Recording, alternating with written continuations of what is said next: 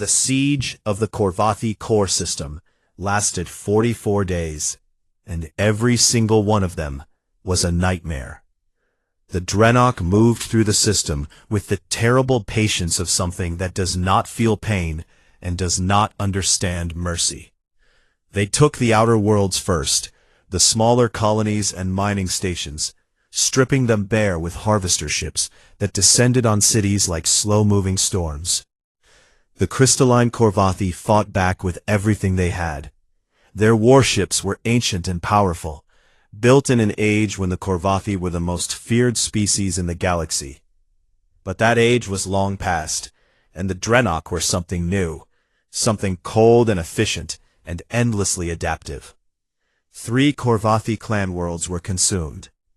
Billions of crystalline beings, each one a living record of thousands of years of history, were broken down into raw material and fed into the Drenok network. The galaxy watched through long-range sensors and did nothing, because there was nothing it could do. The Conclave passed resolutions of condemnation. The resolutions meant nothing to the Drenok. Words had never stopped a harvester ship. On the 37th day of the siege, Ambassador Vorath did something no one expected. He walked to the communications center of his flagship, sat down before a recording device, and broadcast a message on every open frequency in the galaxy. It was not addressed to the Conclave. It was not addressed to his own people. It was addressed to humanity. He spoke slowly. His crystalline voice, normally sharp and commanding, was rough and fractured, like stone grinding against stone. He began by saying that he needed to say something he should have said a long time ago. He talked about the censure vote. He talked about the years before that, the decades of small insults and casual cruelty that the Conclave had directed at humanity. He said that he had been one of the worst offenders, and he did not try to make excuses for it. Then he said the word, "Loyal hounds." He repeated it clearly, so that everyone listening could hear it. And his voice broke on the second word, splitting into harmonics that the Korvathi only produced when they were in deep emotional pain. He said that he had used those words to describe the most selfless species he had ever encountered, and that the shame of it would follow him into whatever came after death. He did not ask for military aid. He did not ask humanity to send ships or soldiers. He asked for forgiveness. He said that he understood if it could not be given, and that he would not blame them for their silence. Then the recording ended. Vorath was killed 3 days later when a Drenok breaching pod tore through the hull of his flagship. The last sensor reading from his ship showed him standing on the bridge, facing the breach, his crystalline body glowing with the deep amber light that Korvathi produced only in their final moments. Then the signal went dark. On Earth, the broadcast was watched by billions. It played on screens in coffee shops, in living rooms, in offices, in schools. People stood in the streets and watched it on public displays. The image of Vorath, the towering crystalline ambassador who had once mocked them so carelessly, breaking apart as he begged for forgiveness from a species he had never truly understood, hit humanity like a physical blow. Public opinion, which had largely supported Quiet Dawn, began to shift.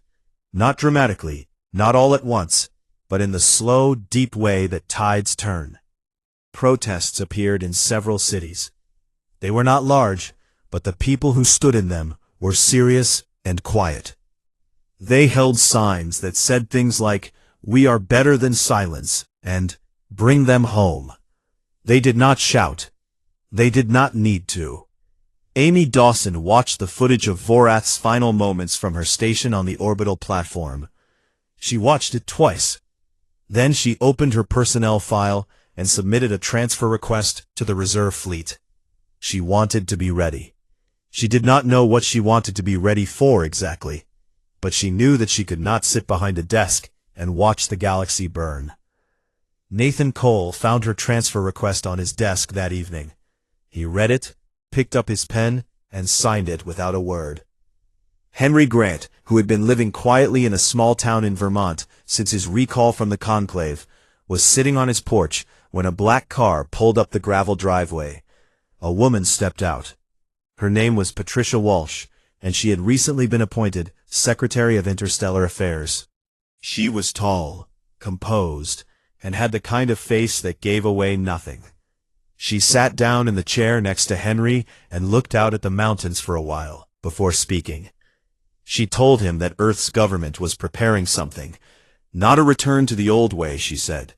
Not a crawling back to the conclave with their head down, ready to be patted and insulted and put back to work. Something new, something different. She asked Henry what he thought the galaxy needed to hear. Henry rocked in his chair for a long time. The leaves were turning on the maples along the road, red and gold against a gray October sky. He could hear a woodpecker somewhere in the trees behind the house. He thought about Vorath's broadcast. He thought about the Pelmari girl in the doorway of the unfinished shelter. He thought about Chris Palmer, 23 years old, dead in the cold space above a world that was not his own.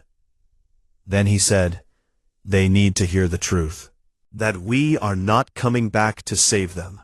We are not their protectors, their mediators, or their servants. If we go back, it will be as equals.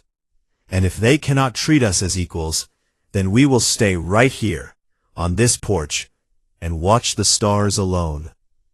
Patricia Walsh looked at him for a moment, then nodded once and stood up. She thanked him for his time and walked back to her car. The gravel crunched under her shoes. Henry watched her drive away, then went inside to make himself dinner. That night, the Terran Union Security Council held an emergency closed session.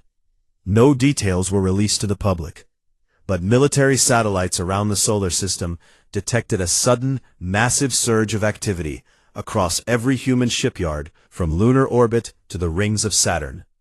Cargo transports began moving raw materials in quantities that had not been seen since the last interstellar war. Reservists received activation notices. Engineering corps were deployed to classified locations. Something enormous was being set in motion. Meanwhile, the galaxy continued to bleed. The Drenok had consumed 4 civilizations in 6 months. The Ilwen parasitic crisis had become a full epidemic, spreading through their nebula territories faster than their weakened immune systems could fight it. The Valhari Queen, who had sent her emissary to Earth's border in an unprecedented act of humility, had died of a stress-related illness. She was the first Valhari monarch in 10,000 years to die of anything other than old age. Her people mourned her and did not know what to do next. Dozens of smaller species had simply vanished. Their worlds were dark. Their signals were silent. Their names were being forgotten already, because the galaxy had a short memory for the weak. In the deep reaches of the Sol system, past the orbital platforms, past Mars, past the asteroid belt, in the vast and ancient shipyards that orbited Jupiter like iron moons, something was being built. It was so large that the construction crews could not see the whole of it at once. They worked on sections, trusting that the blueprints they followed would bring all the pieces together into something coherent. The scaffolding alone was the size of a small city. Diane Keller, the young officer who had turned away the Valhari emissary at the border, had been promoted and reassigned to the project. She stood on an observation platform and looked out at the skeletal frame of the ship taking shape against the orange glow of Jupiter's atmosphere. It was not a diplomatic vessel. It was not a medical frigate. It was something else entirely. Something that made the hair on the back of her neck stand up in a way she could not explain. She turned to her commanding officer, a weathered man named Captain Paul Hernandez, who had spent 30 years building ships and had never seen anything like this. She asked him what the ship was called. Paul looked at her with steady eyes. "They are calling it the Covenant," he said. "And when it launches, the galaxy will understand something they should have understood a long time ago. That when humans walk away, it is not because we are weak. It is because we were the only thing standing between them and the dark. He paused and looked back at the growing shape of the ship. And now they have seen the dark. Diane Keller said nothing. She stood there on the platform, watching the Covenant take form, and felt something building in her chest that she had not felt in a very long time. The next 6 days moved in a blur of preparation and dread. Every person in the outpost worked from the moment they woke to the moment they collapsed into their bunks. And even then, sleep came hard. The fleet was coming. 6 ships. There was no way around it, and no way to stop it. The only question was how much pain they could cause before it was over. Pete Langston threw himself into fortification. He tore apart supply crates and welded their metal plating over the outpost's thin walls. He pulled mining charges from the geological survey kit, small explosive packs meant for cracking rock samples, and rigged them along the approach corridors outside the main building. They weren't powerful enough to destroy Dralith armor, but Valith told him they could crack the seals on a soldier's helmet if placed correctly. Pete spent an entire afternoon testing detonation distances until he was satisfied. Amy Vaughn worked on something more creative. The outpost's communication array ran on a high-capacity power cell, and Amy figured out that if she rerouted the energy through the perimeter sensor grid, she could generate a short electromagnetic pulse, strong enough to knock out electronic systems within a 50-meter radius for a few seconds. It would also fry the sensor grid permanently, but Amy said that was a trade she was willing to make. Kyle Dunbar and Tina Greer reinforced the interior corridors with barricades made from stripped bunk frames and storage containers filled with rock and sand. Rick Hadley kept the communications array running, sending updates to the Ardent Vigil and monitoring the approaching fleet signals. Leo Marsh stockpiled every medical supply the outpost had and set up a triage station in the mess hall. Nora oversaw all of it with the steady calm that Danny had come to depend on. She told them the odds were bad, the plan was thin, and the best they could realistically hope for was to hold long enough for the vigil to arrive.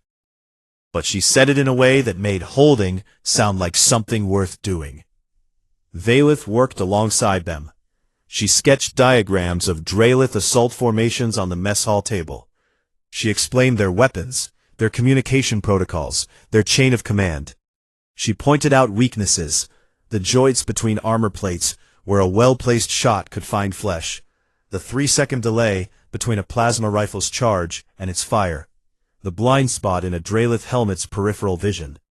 She was precise and detailed, and Danny realized that she had been studying her own people's military for a long time, not as a soldier, but as a prisoner learning the shape of her cage.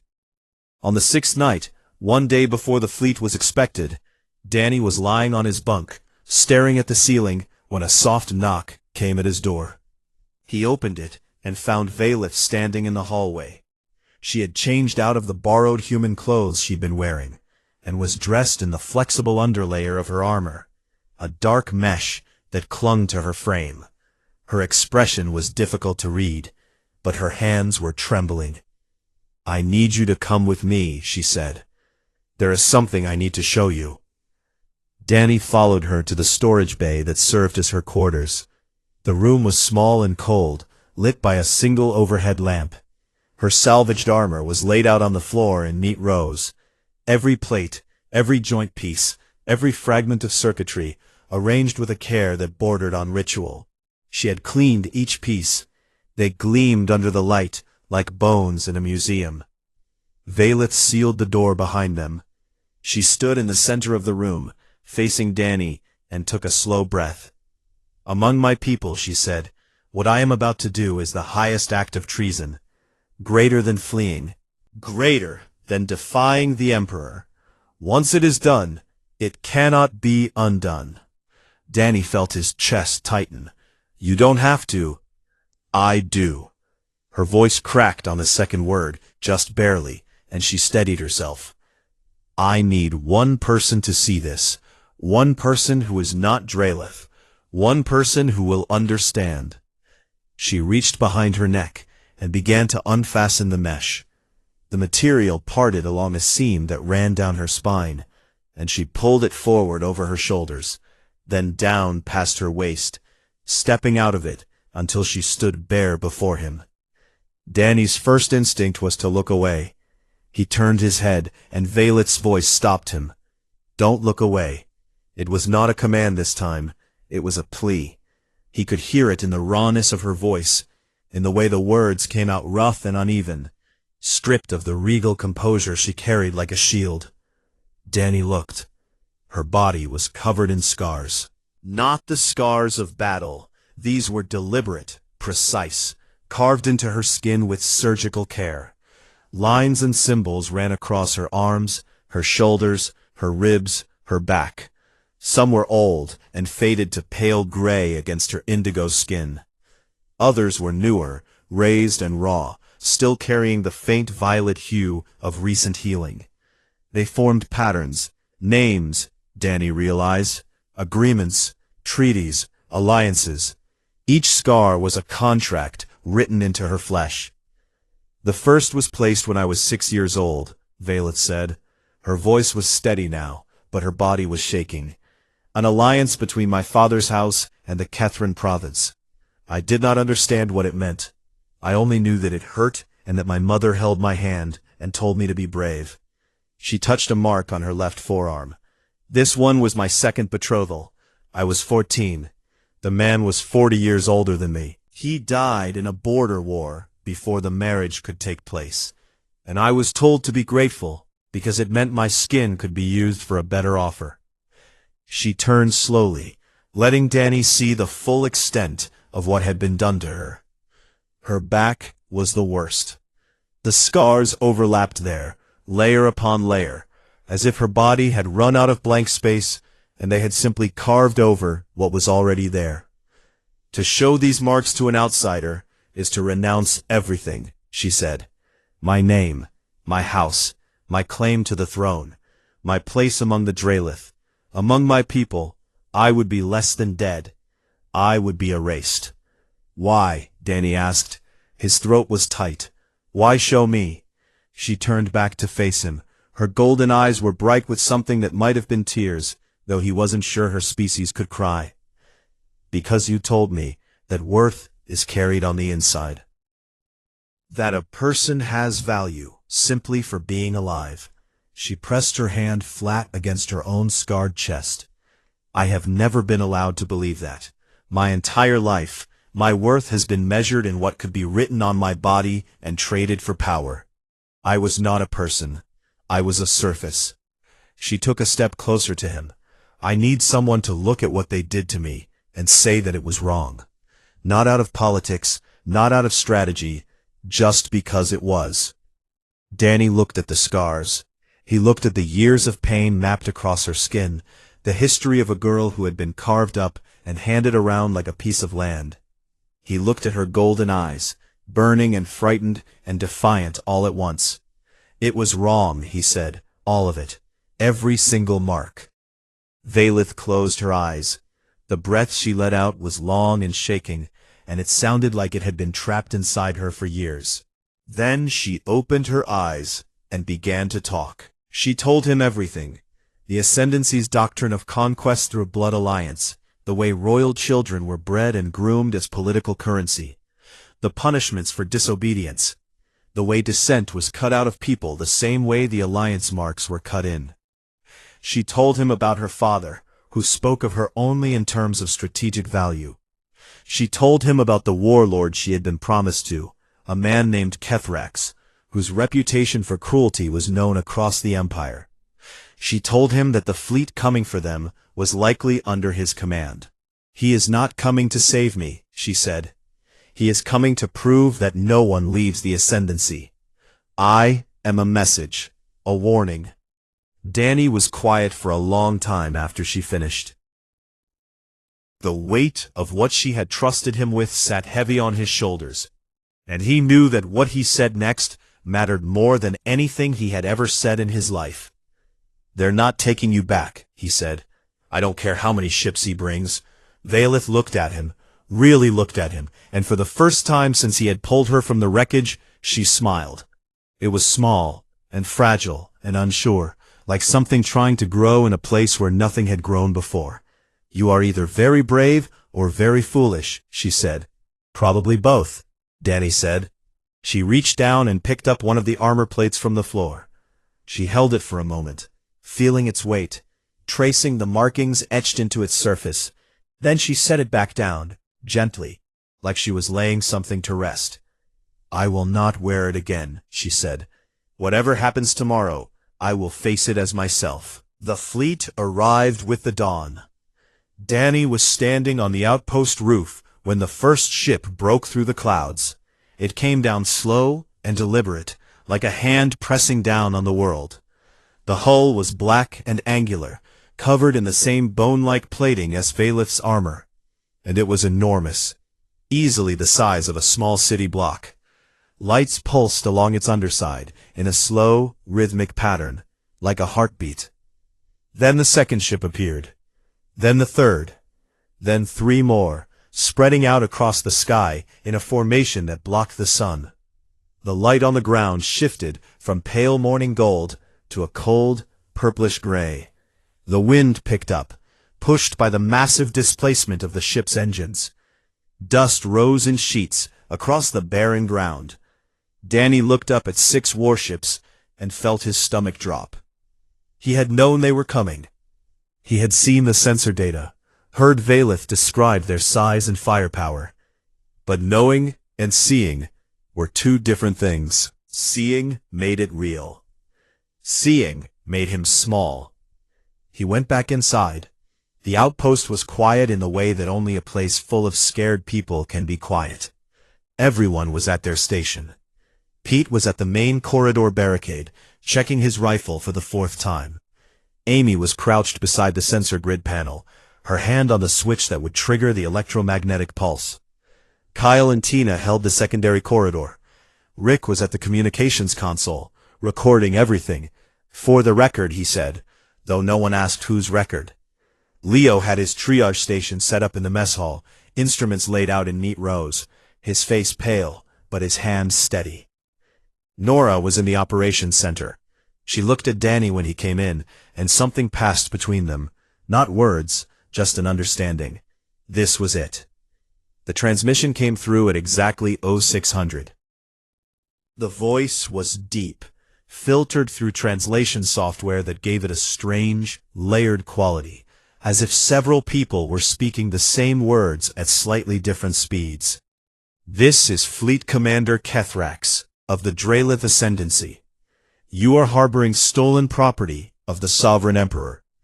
You will surrender the Princess Valeth Sarai immediately, or your installation and all personnel within it will be destroyed. There will be no further communication." The channel went dead. Nora looked at the squad. All 7 of them were present, gathered in the operations center, or visible through the open doorway. She did not give a speech. She simply asked, "I'm not going to order anyone to die for something they don't believe in. If anyone wants to hand her over, say so now. I'll listen." The room was silent for 3 heartbeats. Pete Langston spoke first. His voice was rough. "I've spent 6 days listening to that woman talk about what her people did to her. I didn't sign up to deliver anyone back to that."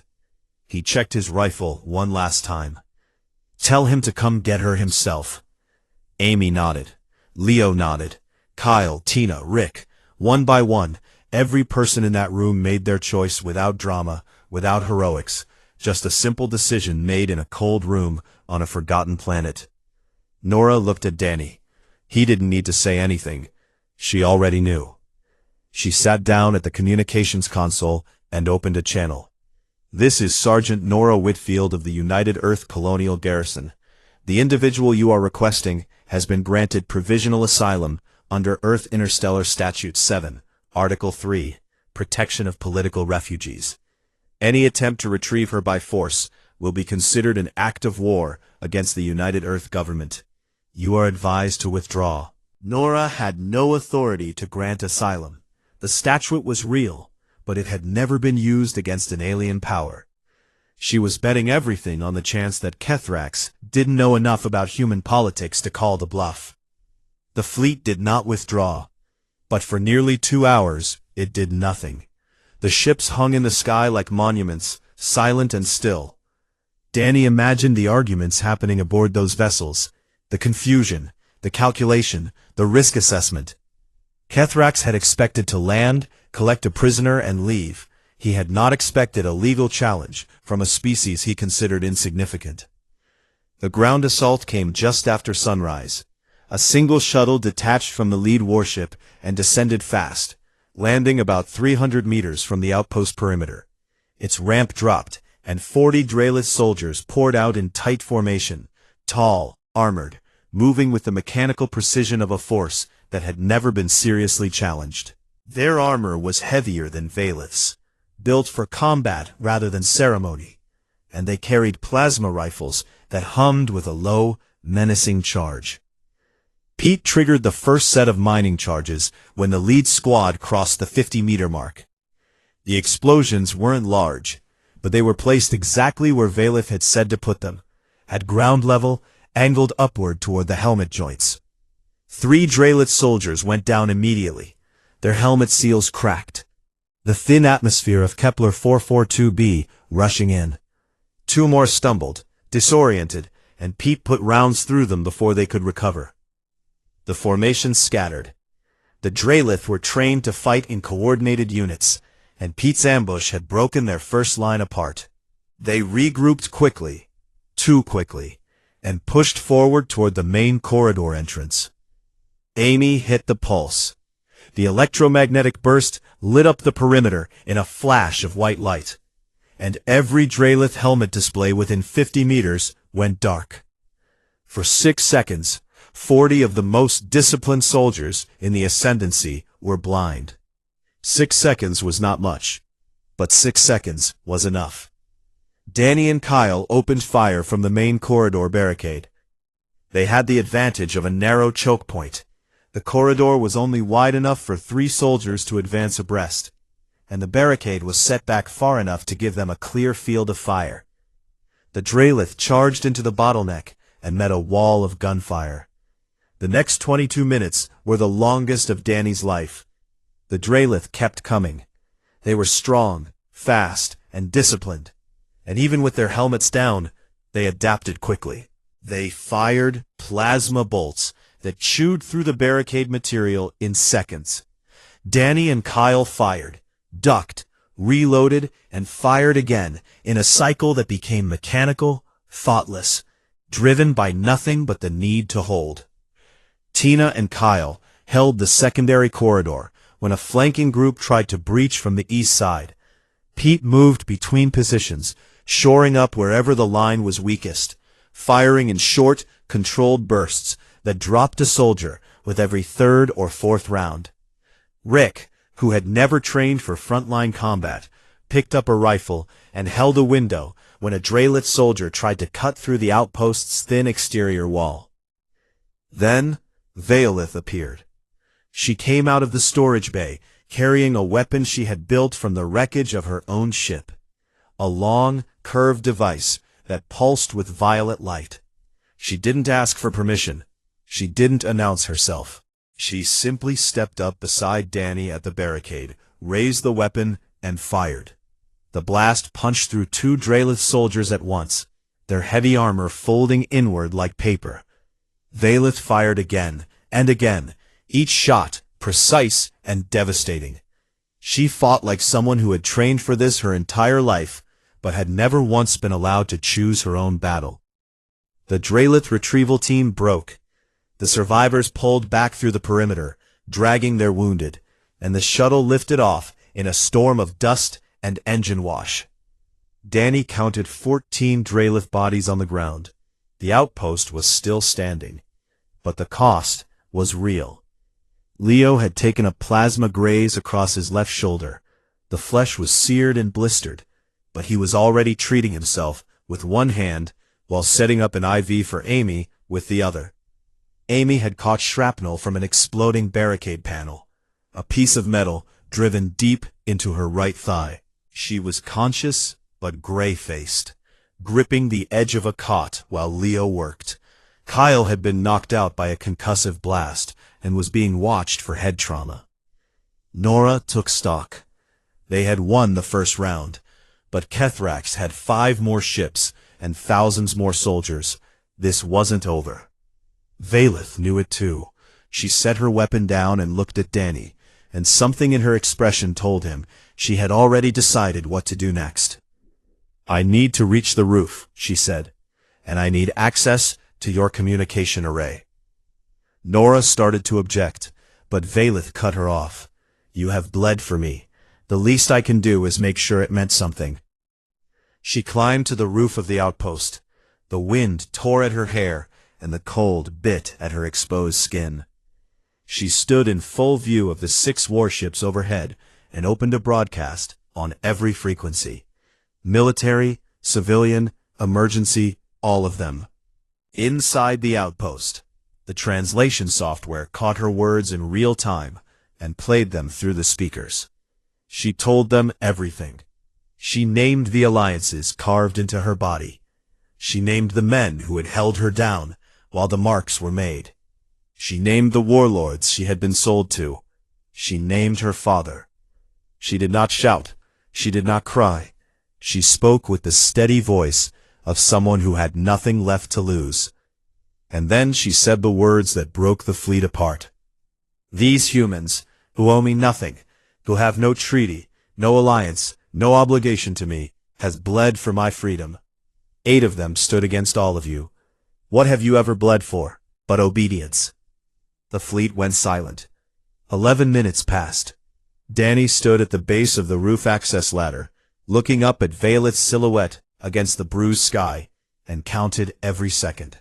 Then, one by one, 3 of the 6 warships powered down their weapons and pulled out of formation. Their captains, junior officers, soldiers who had seen the scars on the broadcast and recognized their own, refused to fire. Kethrax was left with 3 ships and a political disaster. The broadcast had gone out on open channels. It was already bouncing through subspace, spreading beyond his reach. He could still destroy the outpost, but doing so would confirm everything Valeth had said. He would become proof of the Empire's cruelty, rather than its enforcer.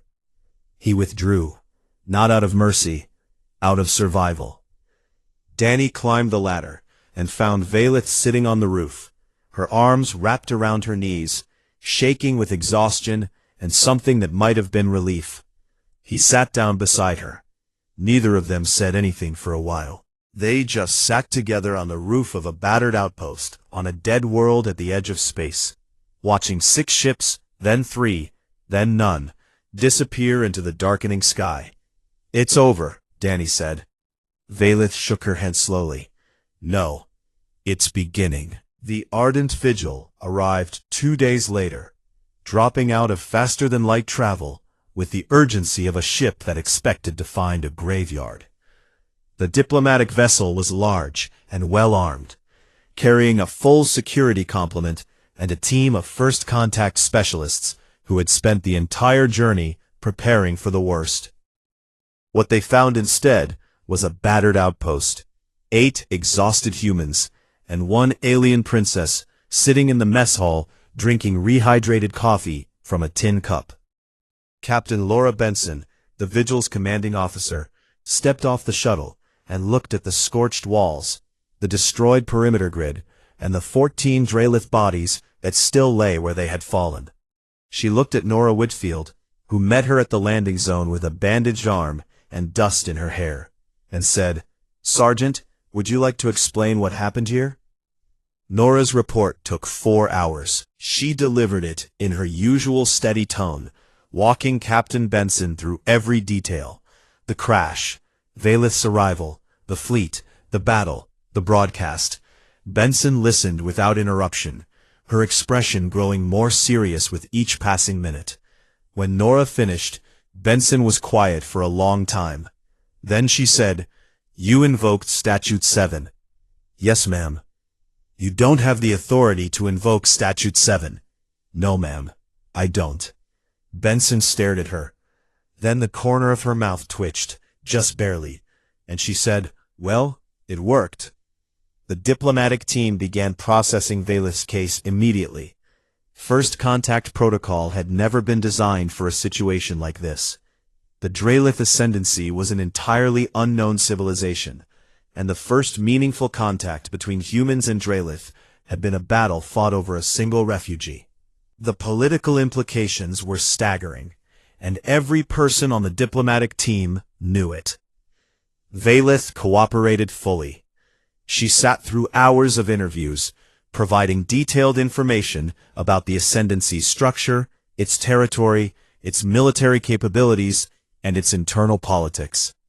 She was patient and precise, though Danny noticed that she held herself differently now than she had during those first days in the outpost. She sat up straighter. She spoke more freely. Something had loosened in her. Not confidence exactly, but something close to it. As if telling the truth on that rooftop had removed a weight she had been carrying so long she had forgotten it was there. The broadcast had consequences. It moved through subspace like a shockwave, reaching Drelith-controlled systems within days. Valeth's testimony, the scars, the names, the accusations, landed in a civilization that was already straining under the Ascendancy's grip. Within 2 weeks, 3 frontier provinces declared autonomy.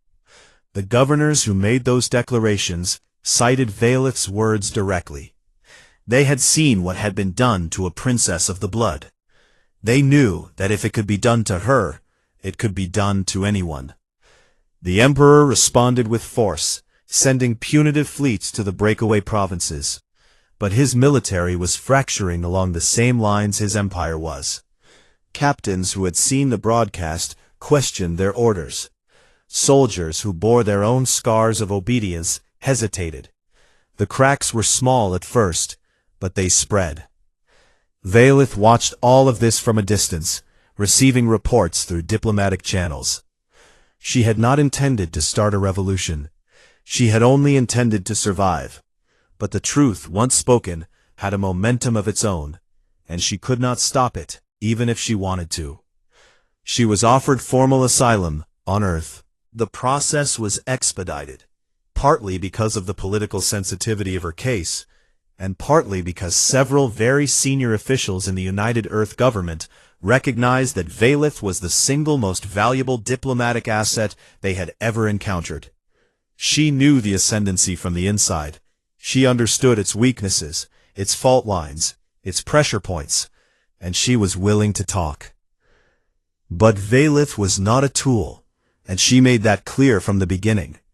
She agreed to advise the diplomatic team, but she refused to be used as a weapon against her own people. "I did not run from one empire to serve another," she told Captain Benson. "I will help build something better. I will not help you conquer." Benson respected that. Not everyone did. There were voices in the government who wanted to use Valeth's knowledge for military advantage, to strike the Ascendancy while it was divided. Those voices were overruled, largely because Nora Whitfield's report and the footage from the outpost security cameras had been leaked to the press. The story of 8 soldiers holding a line against an alien fleet became the most watched broadcast in human history. Public sentiment was firmly on the side of the people who had fought, and those people had fought for a principle, not a strategic objective. Danny Cole was promoted to full lieutenant and offered a transfer to a posting on Earth. Comfortable, safe, and well-resourced. He turned it down. Instead, he requested assignment to the newly formed Human Drelith Liaison Corps, a small unit tasked with managing the fragile new relationship between the two civilizations. Nora wrote his recommendation letter. It was 2 sentences long. Lieutenant Cole has demonstrated exceptional judgment, courage, and compassion under conditions that would break most officers. He is the right person for this work. Pete Langston went home to Earth, and to the surprise of everyone who knew him, enrolled in a xenopolitical studies program at a university in Austin. When Amy asked him about it, he said, "I spent a week fighting people I didn't understand. I'd rather not do that again. Figured I'd try understanding them first." He was still loud. He still complained about everything. But he read 3 books on interstellar diplomacy in his first semester, and his professors said he had a sharp mind when he bothered to use it. Amy Vaughn was recruited by military intelligence. Her improvised electromagnetic pulse had impressed people far above her pay grade, and she was offered a position in a research division focused on developing countermeasures against advanced alien technology. She took the job on the condition that she could continue corresponding with Valeth, who had become something like a friend. They exchanged messages every week, long, rambling conversations about technology, culture, food, and the differences between their species that somehow made them more alike rather than less. Leo Marsh stayed on Kepler 442b. Someone had to maintain the beacon, and he said he had gotten used to the quiet. He also said, privately to Danny before the squad shipped out, that he wanted to stay in case any more ships fell out of the sky. "Next time, I'll have better medical supplies," he said, and Danny couldn't tell if he was joking. Kyle Dunbar recovered fully from his concussion and was reassigned to a garrison closer to home. Tina Greer transferred to Fleet Command. Rick Hadley published the recordings he had made during the battle and was offered a position as a military correspondent. He took it, saying that someone needed to tell these stories while they were still true. Nora Whitfield was promoted to Master Sergeant and given command of a larger colonial garrison. She accepted the post, but told Danny, during their last conversation on Kepler 442b, that she missed the simplicity of a small squad. 8 people making one decision, she said. That's clean. Everything after that gets complicated. The last scene happened several months later, on a clear autumn afternoon in Geneva. The city was hosting the first formal Human Drelith Diplomatic Summit, a historic event that had been negotiated in painstaking detail by both sides. Drelith representatives from the breakaway provinces had agreed to attend, along with several moderate members of the Ascendancy's governing council. It was not a peace conference. It was something smaller and more important. A conversation. Danny was there as part of the liaison team. He stood on a balcony overlooking the city, watching the sun hit the lake and the mountains beyond. The air was cool and clean and smelled like nothing in particular, which after months on Kepler 442b felt like a luxury. Valeth stepped out onto the balcony beside him. She was wearing human clothes, a simple dark jacket, a white shirt, plain shoes. No armor, no markings.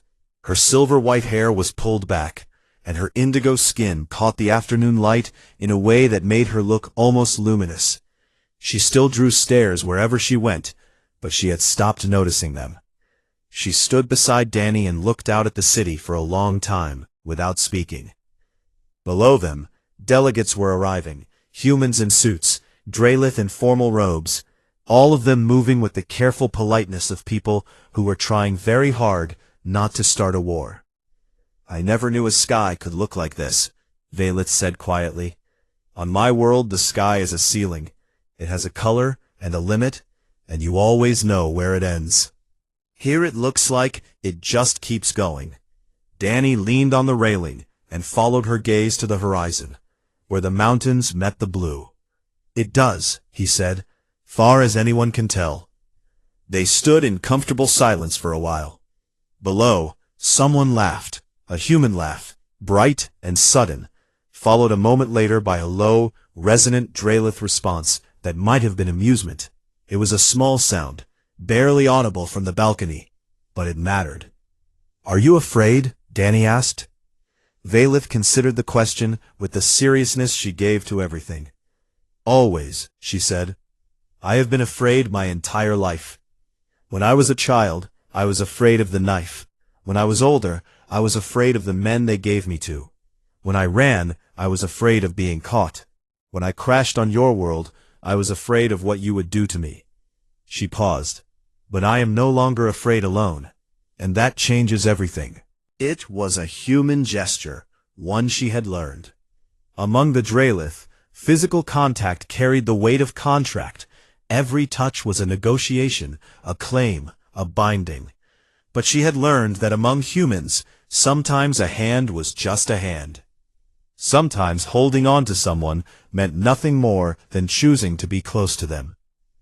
Danny held her hand and said nothing, because nothing needed to be said. Far above them, past the blue sky and the thin edge of atmosphere, the stars were coming out. Somewhere among them, an empire was cracking, a revolution was growing, and 100 million Drelith were waking up to the idea that obedience was not the same as loyalty, and that silence was not the same as peace. It would take years, it would take generations, it would be messy and painful and full of setbacks that made people want to give up. But it had started. It had started with one woman choosing to run, and 8 strangers choosing to stand. And somewhere out there, on every world and station and ship that had received the broadcast, the words still echoed, spoken in a language that was not their own, carrying a truth that belonged to everyone. These humans who owe me nothing have bled for my freedom. What have you ever bled for but obedience? That was the question the Ascendancy could not answer, and that was why it fell. Not to weapons, not to fleets, not to some grand human armada that swept across the stars. It fell to the simple, stubborn, unreasonable human refusal to look away. Danny Cole had been on Kepler 442b for 11 months, and in all that time, nothing interesting had ever happened. The planet was a dead rock at the far edge of colonized space. It had no trees, no rivers, no animals, just dust, wind, and a sky the color of a bruise. The only thing worth protecting out there was a communications beacon, a tall metal tower that bounced signals between Earth's outer colonies. Danny and 7 other soldiers lived in a small outpost at the base of that tower. Their job was simple: keep the beacon running, stay alive, wait for rotation. Danny was 26 years old. He had joined the United Earth Colonial Corps because he wanted to see the stars. Nobody told him the stars would look this boring up close. Most of his days were spent checking equipment, running patrols across empty ground, and eating rehydrated meals that all tasted the same. He shared a bunk room with Corporal Pete Langston, a loud guy from Texas who complained about everything but never quit. Their sergeant was a woman named Nora Whitfield, calm and sharp, the kind of leader who never raised her voice because she never needed to. The squad medic was Leo Marsh, a thin and quiet man who read old paperback novels and kept to himself. Private Amy Vaughn was the youngest of the group, always asking questions and always tinkering with something. The others were Kyle Dunbar, Tina Greer, and Rick Hadley, 8 people on a rock in the middle of nowhere. Then the ship came down. Danny was outside running a perimeter check when he saw it. A streak of violet light tore across the dark sky, bright enough to make him shield his eyes. The sound hit a second later, a deep rolling crack, like thunder mixed with metal being torn apart. The object hit the ground about 2 kilometers north of the outpost. A column of dust and fire rose up from the impact site. Danny called it in immediately. "Sergeant, something just came down hard about 2 clicks north. It's not one of ours." Nora's voice came back steady. "Get eyes on it. Do not engage. I'm sending Pete and Amy to your position." Danny moved fast, rifle up, heart beating in his ears. He had trained for hostile contact scenarios a dozen times in simulation, but the real thing felt nothing like training. The ground was still shaking under his boots when he reached the crash site. The ship was like nothing he had ever seen. It was long and narrow, with a hull made of some kind of iridescent metal that shifted color as he moved around it. The surface was cracked open in several places, bent inward from the force of impact. violet sparks danced along exposed circuitry. The air smelled like ozone and something sweet, like burnt sugar. He expected to find a body. He almost hoped he wouldn't. He found her near the center of the wreckage. She was tall, much taller than any human woman he had ever seen, close to 7 feet. Her skin was deep indigo, like the night sky just before full dark. Her hair was silver white, long and tangled, and matted with a pale blue substance that Danny realized with a jolt was blood.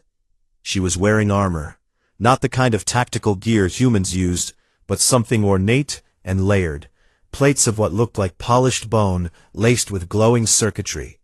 A heavy support beam had fallen across her midsection, pinning her to the deck.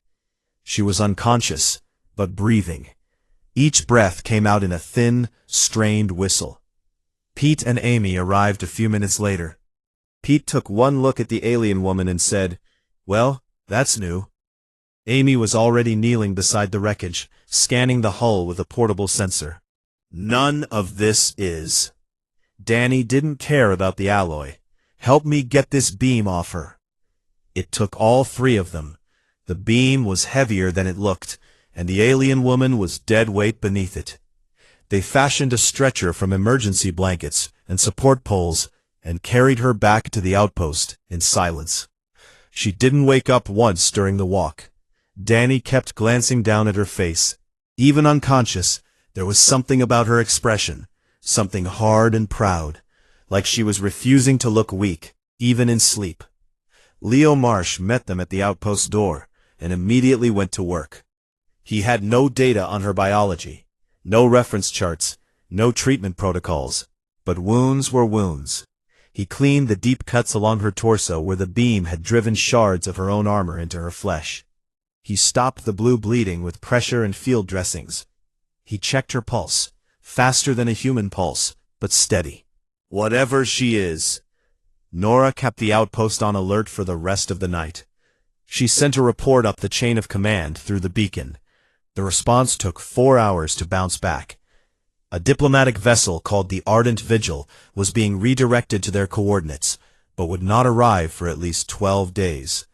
Until then, they were to secure the survivor and wait. The alien woman woke up on the second morning. Danny was sitting in a folding chair beside her cot, halfway through a cup of cold coffee, when her eyes opened. They were gold, not yellow, not amber, but a deep and burning gold that seemed to glow from within. She looked at the ceiling first, then at the walls, then at Danny. He didn't move. He didn't raise his weapon. He just looked back at her. She spoke. The words were sharp and musical, full of sounds that Danny's ears couldn't quite separate.